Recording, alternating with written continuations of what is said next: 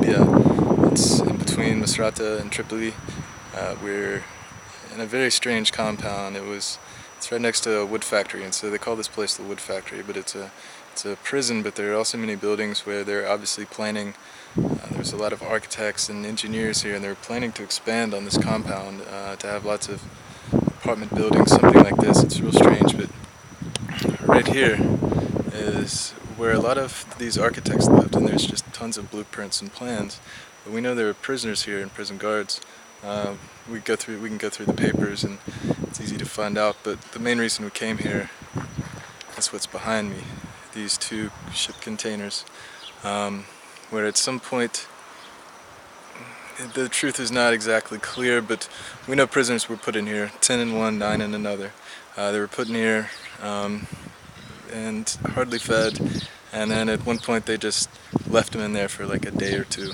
And with this kind of heat, we're talking about May, June, here with no water, no food, no way to get air. They're bullet holes in these containers, and they're designed this way for prisoners, to put them in there, kind of like solitary confinement.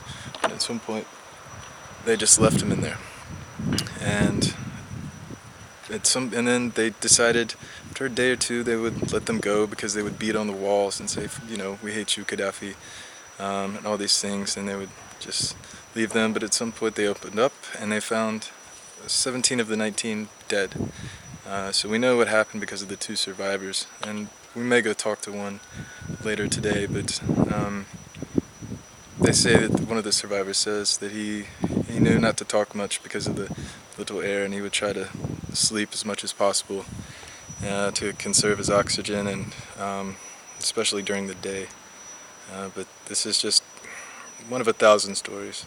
It seems everywhere I go, if I say I'm a writer or anything like this, even if I say I'm American, I'm surrounded by people coming up to me and telling me stories of how their brother, their cousin, their uncle, they were killed or tortured. People always showing me scars in their arms from beatings, bullet wounds.